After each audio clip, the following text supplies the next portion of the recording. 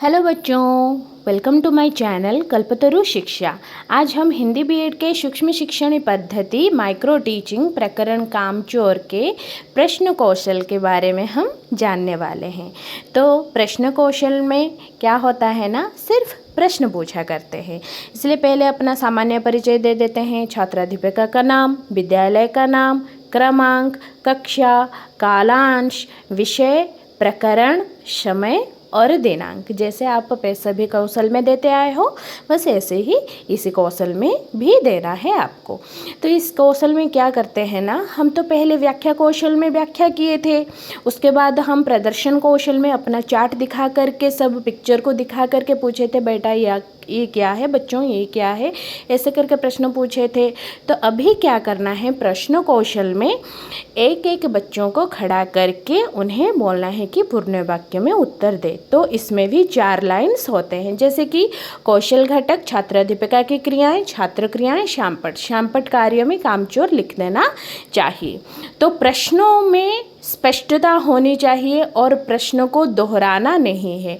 और एक बात, कौन, क्या, किसके, ये लगा करके प्रश्न नहीं पूछना चाहिए। मैं भी अपनी टीचिंग में शायद यही गलती की थी, इसलिए मैम ने करेक्शन किए हुए हैं। तो देखिए, छात्राध्यापिका पढ़ाया गया विषय वस्तु को ध्यान में रखते हुए छात्रों से कुछ प्रश्न पूछेंगे और छात्र क्रिया में छात्र से पूछे गए प्रश्नों को ध्यान से सुनकर प्रश्न का अनुकूल उत्तर देने का प्रयास करेंगे।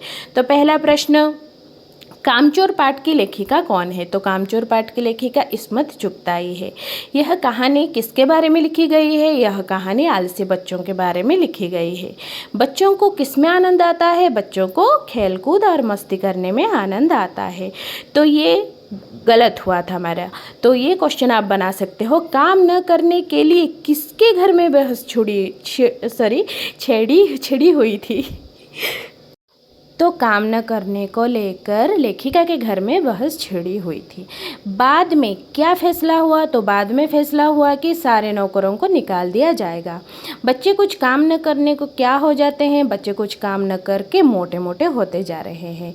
तो खुद पानी भी कौन लाकर नहीं पी सकते? तो बच्चे खुद पानी लाकर नहीं पी सकते।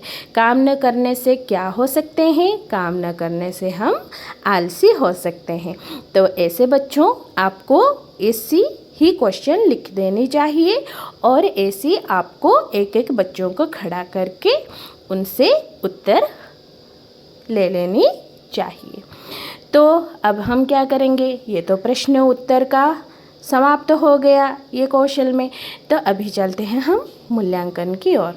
तो मूल्यांकन वैसे ही, प्रश्नों की स्पष्टता है कि नहीं, तो प्रकरण में संबंध था कि नहीं, प्रश्नों में तारतम्यता था कि नहीं, मानसिक स्तरानुकूलता भी था कि नहीं, उचित आवाज़, उचित गति एवं विराम है कि नहीं, प्रश्नों को दोहराए हो क्या, हाँ या ना। तो इसी हिसाब से आपका यहाँ मार्किंग होता रहता है।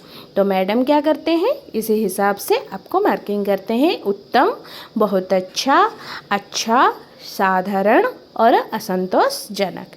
तो आप जिस हिसाब से आप टीचिंग दिए हो, उसी हिसाब से आपको मार्किंग आ जाता है। तो बच्चों, अगर ये वीडियो आपको अच्छी लगी हो तो आप ज़रूर लाइक, शेयर एंड सब्सक्राइब कर दीजिएगा। Thank you. अगर आपको कोई संदेह हो या डाउट हो तो आप मुझे कमेंट में पूछ सकते हैं। Thank you.